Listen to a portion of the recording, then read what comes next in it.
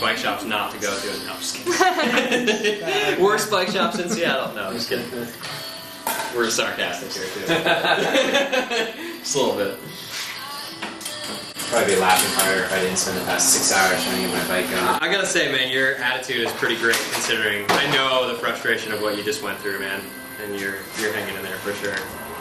In our industry, there's no way to say that whether you've been doing this for a year or you've been doing it for 20 years. And that experience is really difficult to quantify for the customer until they've gotten the work done, they've spent time, and they've had a bad experience. Or a good experience. But it's kind of this shot in the dark.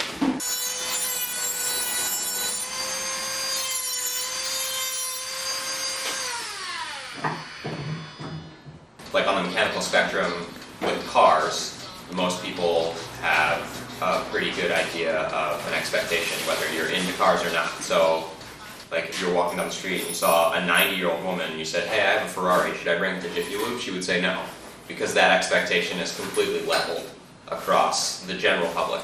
And I think the cycling industry is kind of on the heels of that. Yeah, and that's honestly that's one thing we try to push here. Like, there's a big difference between what we do and what your buddy who's been working on bikes by himself for 3 years, or the 23-year-old kid at Performance. I mean, there's a difference between the guy that works at Jiffy Lube and the guy that works in your Ferrari, right? Right. Same basic principle applies to this stuff. And you are definitely at the point now, equipment-wise, where it's going to burn your time, and you're going to pay for it in some capacity every single time.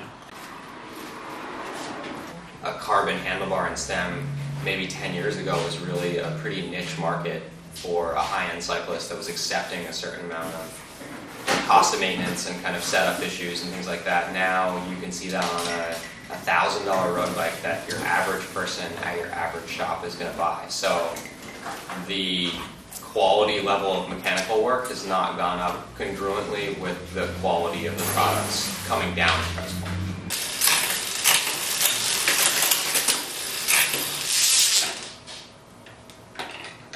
You want to take it for a spin real quick, just to make sure everything feels I good? have no idea how happy this is. I really have no idea how happy this is. Just see how it feels, man. Make sure everything feels good. Okay, sit. Sit.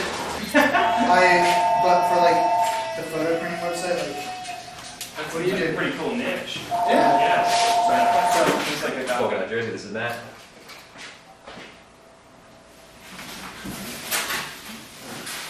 Yeah, and you're kind of like entering in when we were just having this conversation, but like you're entering in right when there's like so much stuff is changing, like right now.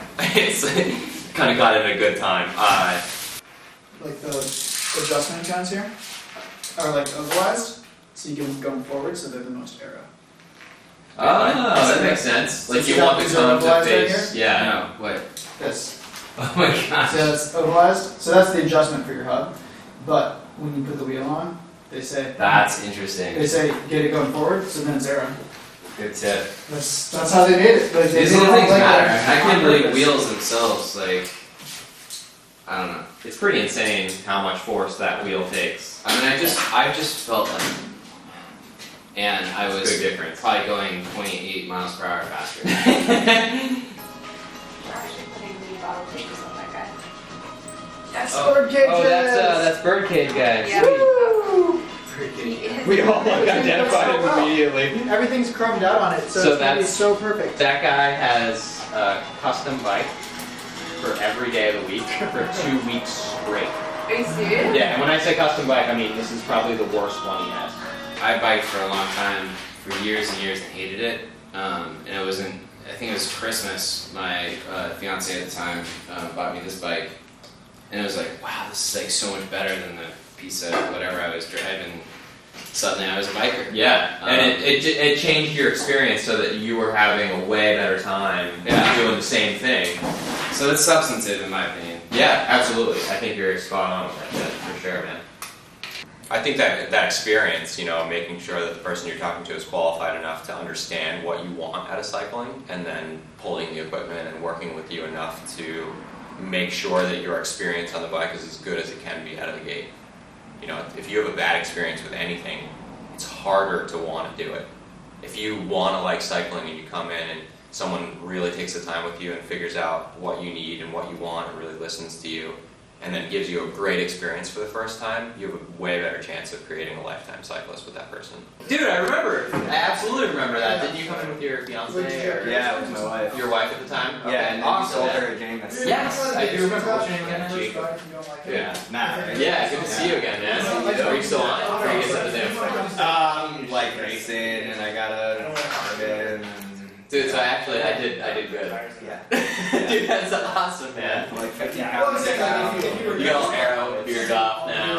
Dude, hell yeah. That's awesome. Couple points away from catchery, so. Dude, Yeah, yeah. that's fucking rad, man. That like makes my day. You have no idea. That seriously makes my day. That's like 90% of the reason I do this. That's awesome.